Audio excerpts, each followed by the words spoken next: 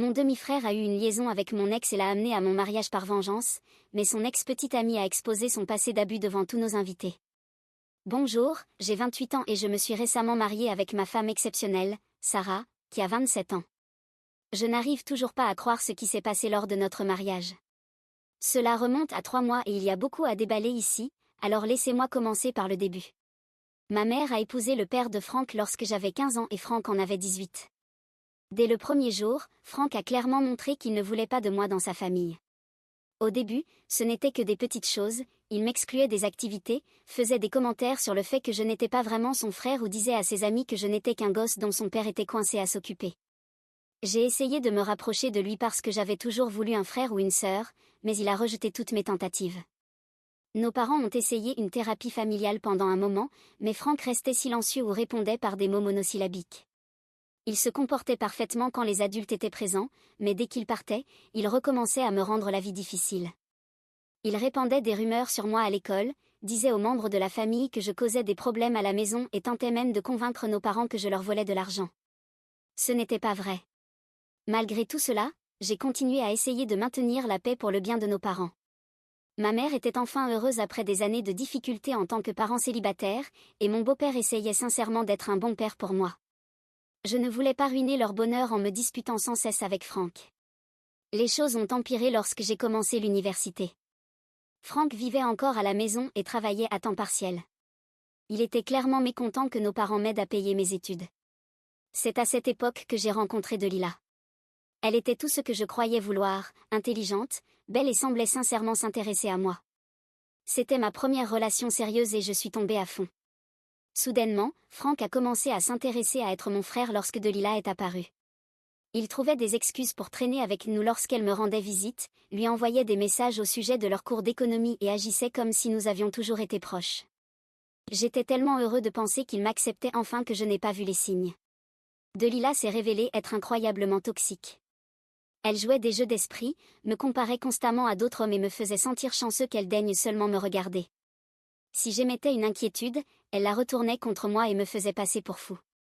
Elle m'a isolée de mes amis, prétendant qu'ils étaient jaloux de notre relation. J'ai perdu toute notion de moi-même en essayant d'être assez bien pour elle. Après 2 ans ensemble, j'ai découvert qu'elle me trompait avec plusieurs hommes. Lorsque je l'ai confrontée, elle a tout retourné contre moi. Elle a raconté à tous nos amis communs que j'étais contrôlant et paranoïaque et que j'avais causé ces infidélités par ma jalousie. La plupart de nos amis l'ont cru parce qu'elle s'était présentée depuis des mois comme une victime de mes insécurités. Cette rupture m'a anéanti. Il m'a fallu près de 2 ans pour recommencer à croire en l'amour. Puis, il y a 3 ans, j'ai rencontré Sarah par le biais du travail. Elle était différente de toutes les autres, sincère, honnête et incroyablement gentille. Elle m'a montré à quoi devrait ressembler une relation saine. Lorsque nous nous sommes fiancés, je me suis enfin sentie à ma place. Bien sûr, Franck ne supportait pas de me voir heureux. Il faisait des commentaires sur le fait que Sarah était trop bien pour moi ou lui demandait si elle était sûre de vouloir épouser quelqu'un de notre famille compliquée. Sarah le remettait toujours à sa place avec politesse, ce qui semblait le rendre encore plus furieux. Ma mère m'a supplié d'inviter Franck au mariage. Elle disait qu'il était en difficulté depuis sa rupture avec Anna, son ex-petite amie, il y a 2 ans. Anna était la seule petite amie de Franck que j'appréciais. Elle était douce et proche de notre famille. J'ai accepté d'inviter Franck et Anna pour éviter les conflits. Le jour de notre mariage a commencé parfaitement. Sarah était splendide, nos amis et notre famille étaient là pour célébrer et même la météo était parfaite. Puis Franck est arrivé avec Delila à son bras, souriant comme s'il avait remporté une victoire. Anna a vu Franck avec Delila et quelque chose en elle a éclaté. Elle s'est avancée et a révélé à tout le monde la vraie nature de Franck. Elle a raconté comment il l'avait abusée émotionnellement pendant leur relation, la manipulant pour la rendre dépendante de lui. Elle a révélé que Franck prévoyait cette vengeance depuis des mois, utilisant Delila pour me nuire. Le silence s'est installé dans la salle. Les invités chuchotaient et Franck était livide. Quand il a tenté de se défendre, Anna a simplement ri et a demandé s'il allait encore dire qu'elle était folle. Nous avons fait escorter Franck, Delila et Anna hors de la salle. Depuis, Franck me harcèle pour que je l'aide à réparer sa réputation, prétendant que j'ai humilié sa famille. Ma mère pense que je devrais lui pardonner, mais je ne lui dois rien après tout ce qu'il a fait. Je ne ressens aucun regret. Mise à jour 1. Cela fait environ 3 semaines depuis mon message initial.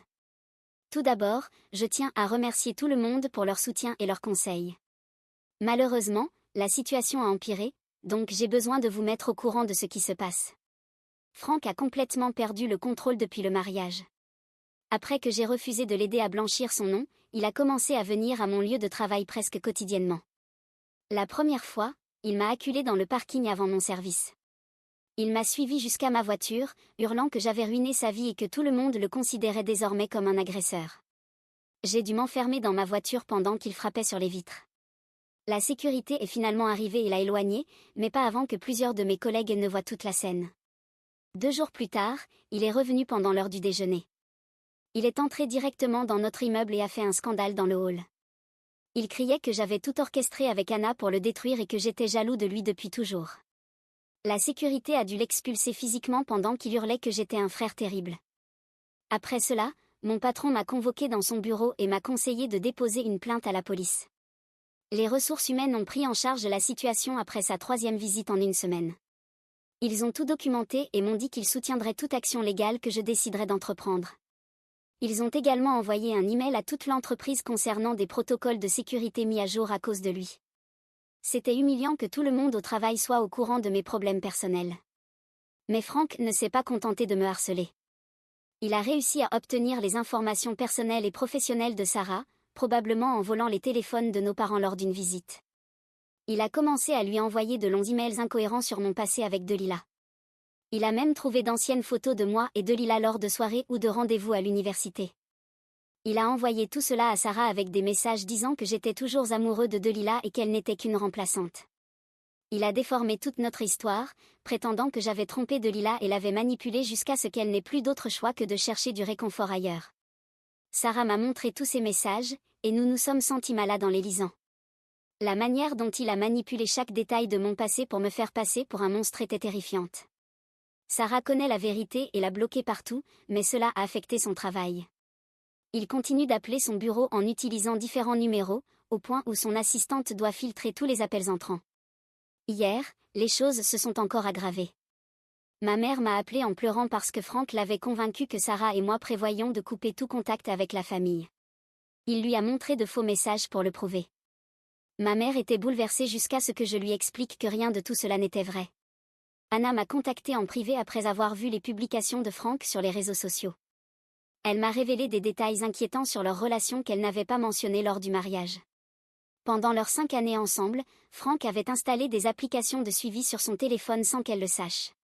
Il apparaissait partout où elle allait et l'accusait de le tromper dès qu'elle parlait à des collègues masculins. Quand elle l'a quitté, il l'a harcelé pendant des mois, se garant devant son appartement la nuit et apparaissant à son travail. Le plus grand choc est venu de Delila elle-même. Elle m'a envoyé un long message pour s'excuser d'être venue au mariage. Elle m'a montré des conversations où Franck la forçait à venir en prétendant que ce serait sa dernière chance de m'empêcher de faire une énorme erreur. Delila a coupé tout contact avec Franck. Franck a continué à répandre ses mensonges par tous les moyens possibles. Il a créé plusieurs faux comptes sur les réseaux sociaux pour publier dans nos groupes familiaux, affirmant que j'étais un manipulateur. Le point culminant a été lorsque mon beau-père l'a confronté à propos de son comportement. Franck a perdu tout contrôle, l'accusant d'avoir toujours préféré son faux fils à lui. Cela a brisé mon beau-père, qui a toujours fait de son mieux pour nous traiter équitablement. Franck vit actuellement chez un ami et prétend traverser une crise. Plusieurs membres de la famille me pressent de faire la paix, disant que je suis la personne stable qui devrait être plus grande. Mais j'ai terminé de gérer les problèmes de Franck.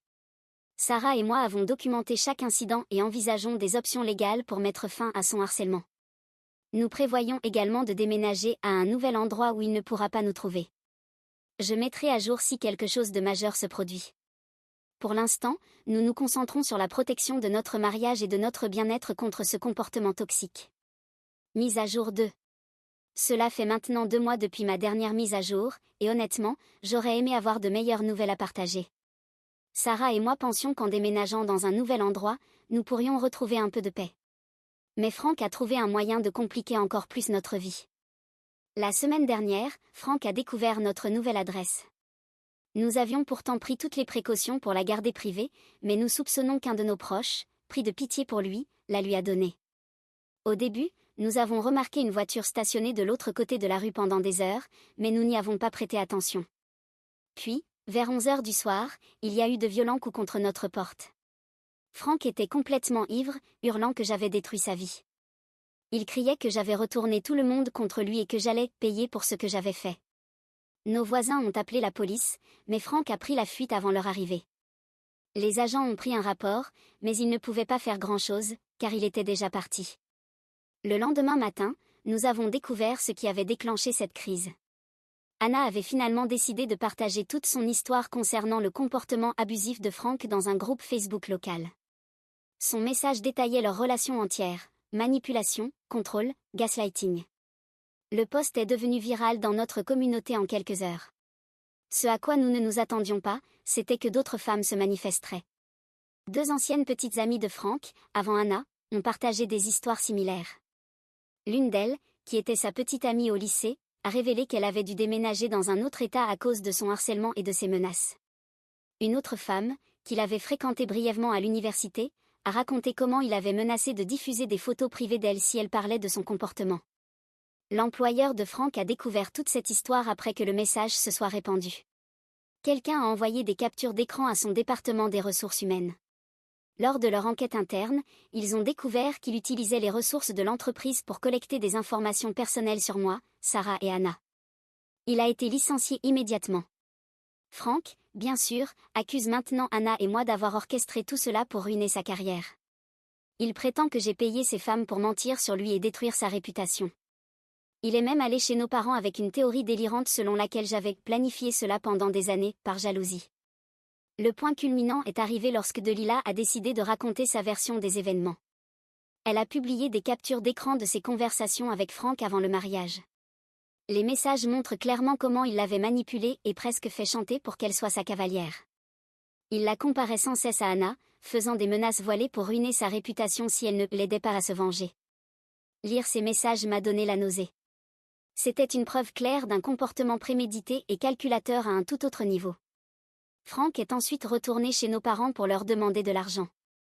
Ayant perdu son emploi, il ne pouvait plus payer son loyer et s'attendait à ce qu'il le sauve. Lorsque ma mère a refusé en disant qu'il devait assumer ses responsabilités, il a explosé.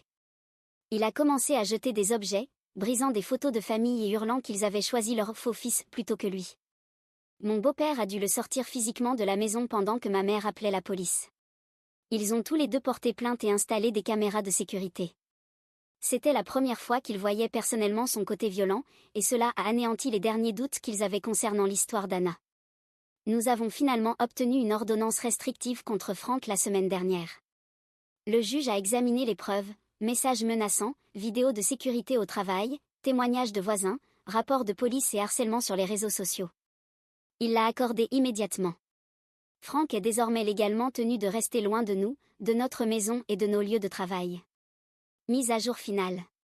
Après avoir reçu tant de messages demandant des nouvelles, j'ai pensé qu'il était temps de partager comment tout cela s'est terminé. Beaucoup de choses se sont passées au cours des 6 derniers mois, et je pense qu'il est enfin temps de tourner cette page de ma vie. Franck a finalement subi de réelles conséquences pour ses actes. Il a violé l'ordonnance restrictive 2 fois en 1 semaine. La première fois, il a attendu Sarah à la sortie de son travail, prétextant vouloir en discuter. La deuxième fois, il a tenté de nous suivre depuis un restaurant jusqu'à chez nous. La police l'a arrêté et il a passé 1 semaine en prison. Après sa sortie, Franck est parti vivre en Arizona avec des parents éloignés. Même de là-bas, il continue à essayer de nous nuire. Il a créé un site internet appelé « La vérité sur ma famille toxique » où il publie sa version déformée des événements. De notre côté, Sarah et moi avons définitivement coupé les ponts.